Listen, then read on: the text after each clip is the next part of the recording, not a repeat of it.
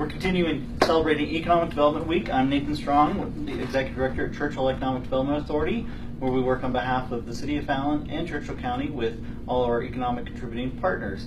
We're out here today. We are in the Commander's office. This is Captain David Halloran. He's Commanding Officer of Naval Air Station Fallon, which is our #1 economic contributing entity in Churchill County.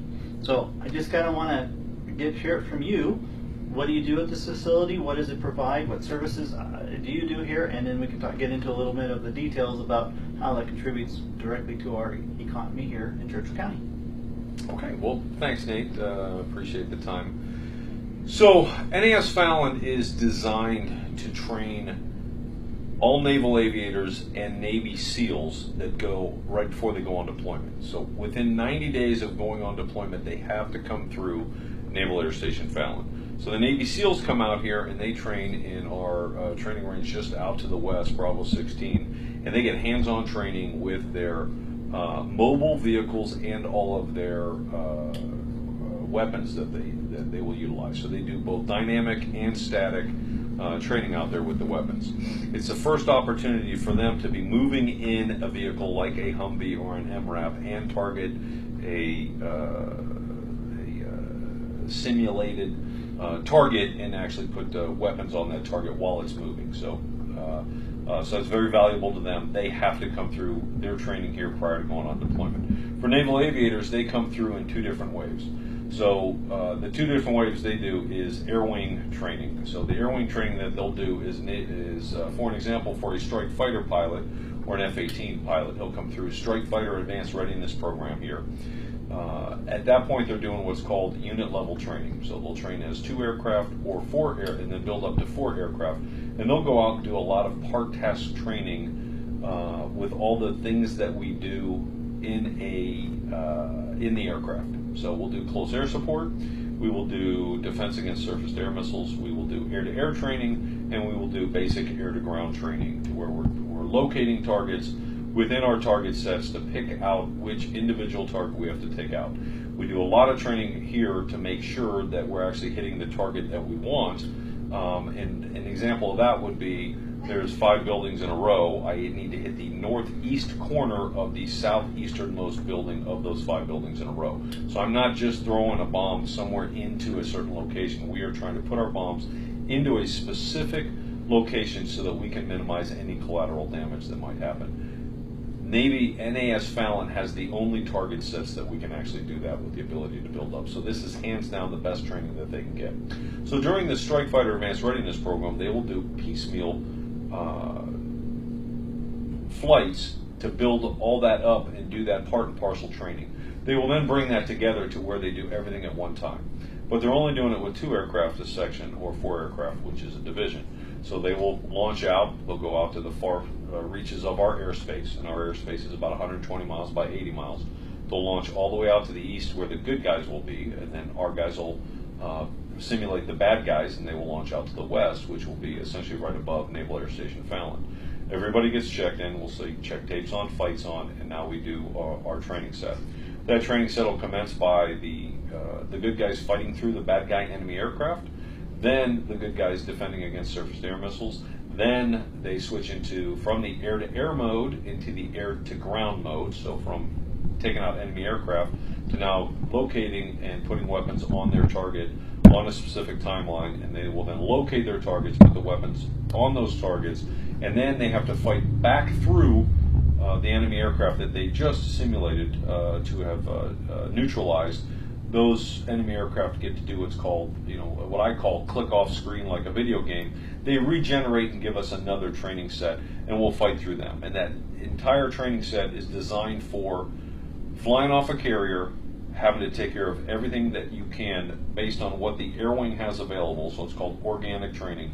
So we launch, we take care of our mission set, what it needs to be on that strike, and then we come back to the carrier. So since they started the fight in the east, they go to the west, hit all their targets, fight back through, get to the east. Now, by that time, all the bad guys hopefully have been neutralized, and we come back and we recover back at NAS Fallon, which is why we call it the carrier in the desert, because the naval aviators that train here train as if they're launching off a carrier and then coming back. So that's the first time they come through.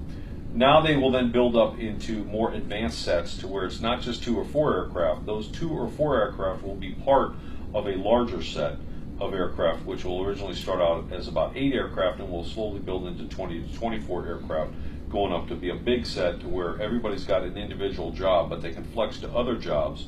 And those 20 to 24 aircraft will go against another 20 to 24 aircraft of bad guys. And so the mission sets continue to build. So Strike Fighter Advanced Readiness Program would be kind of the building blocks to build up to what we end up doing at Air Wing Fallon. Every Air Wing has to come through and do Air Wing Fallon within 90 days prior to going on deployment, which is why Naval Air Station Fallon is here, is to make sure that our Navy SEALs and our naval aviators are properly trained prior to going on deployment. Wow. So if you're a Navy SEAL or a naval aviator, like you said, I mean, before you go into combat anywhere, you're coming to Fallon. Yes. So Naval Air Station Fallon essentially is an extension of all the other bases that those squadrons are housed. Because we only have here at Naval Air Station Fallon, we have NAUTIC, Naval Aviation Warfighting Development Center, which essentially that houses Top Gun. So most people know Top Gun. We have many other weapon schools that do the same type of training as Top Gun. So the Top Gun training has evolved over the years into all the other tactics, having their own schools and building into that. And then the Navy SEALs have adopted the same style of training to where, hey, Fallon is a great place to go. So, but we only have NAUTIC and the Top Gun Squadron and the Strike Squadron that are here, and then VFC 13, which is a reservist F5 squadron, are housed here. All the other squadrons are in Lemoore, Whidbey, Oceana, Jacksonville, San Diego, and they come here temporary duty for training. So we have 1,000 military that are permanently stationed here, 500 government employees, and then about 500 other contractors. So round about between 1,500 and 2,000 people are permanently housed here. When an air wing comes for SFARP, or Strike Fighter Advanced Readiness Program, they will bring between 1,000 and 1,100 people. When Air Wing Fallon comes, we will fill our 1,886 beds, and some people will actually have to go out in town because we don't have enough rooms here. So our housing that we have on this base, I believe, is the second largest hotel north of Las Vegas. Probably, the way it sounds, it is.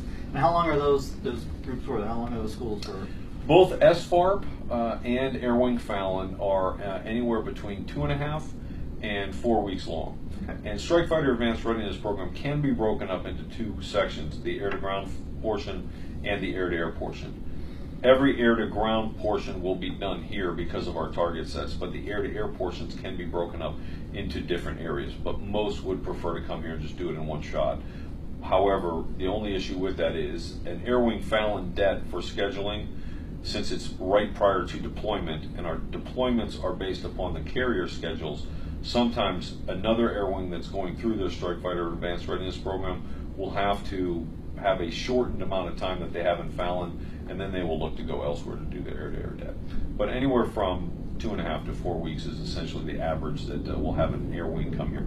So our population on base and in Fallon swells with that, and then there's breaks in between the schools, or we are typically, our ranges are scheduled pretty much without any white space, as we call it, throughout the year. The air wings will come in, and then there's usually about a 1-week break between an air wing coming here. The ranges will be scheduled by other entities that aren't actually housed here at the time. But an air wing will come in, and then after the air wing leaves, you kind of need a 1-week break to be able to get the rooms ready, resupply. The Top Gun instructors need a little bit of a break, because while they're training other people, they need a break to actually get their own training done and prepare for another air wing. So what we will see is it ebbs and flows, and sometimes there's a break based on carrier schedules to where we'll have 2 months in between an air wing coming here, and other times an air wing will come and over the weekend they leave and another one shows up. So it's a mixed, we don't have hard scheduling because everything's based on carrier schedules, and because a carrier is its own city with its own power plant, sometimes it needs maintenance, sometimes something will happen in the world and it'll have to leave earlier than what we anticipated. So the whole air wing training schedule, which comes through Fallon, will then slide left or right depending on that carrier. So we are there's a variable in play with our scheduling all the time. So, and obviously I mean, that's some of the interesting pieces when people, you know, occasionally this can be their first stop in the Navy, right? Fallon, Nevada, middle of the desert. Yes. But you are truly training within the parameters that you're locked on a carrier when you're here. That's how you train. Your landing patterns, your deployment patterns, as you say, with the planes and everything, is that carrier. You mentioned too, I know there is partnerships with other services when scheduling the airspace. What are some of the other services that you coordinate with that time that you're supporting with our area? Mostly we have Navy and Marine Corps, because the Air Force and the Air National Guard have their own training areas. So when you talk, or when I mention naval aviation, it's really Navy and Marine Corps aviation that comes here, because Marines are part of the Department of the Navy. There are other entities that will come here. We do have some F-22s that come in from time to time. They help Top Gun with their training. So the Air Force can bring assets to help us train, just like we will send some of our assets down to Nellis every now and then so they can get different training. Okay, and as far as the economic impact, I know you have some numbers in front of you there. As far as payroll, what the wages provide, obviously there's some of the ones that are here for only 2.5 weeks. They do have they drop possibly their disposable income in our community. But as you mentioned, it supports. You have 2,000 full-time employees, residents of the valley. What is the payroll or the average wage that comes out for those persons? So the average wage for an employee on NES Fallon, ranging from the highest pay to the lowest pay, the average ends up being about $60,000 per person. So that definitely ends up helping the economy with 2,000 well-paying jobs that are here in Churchill County.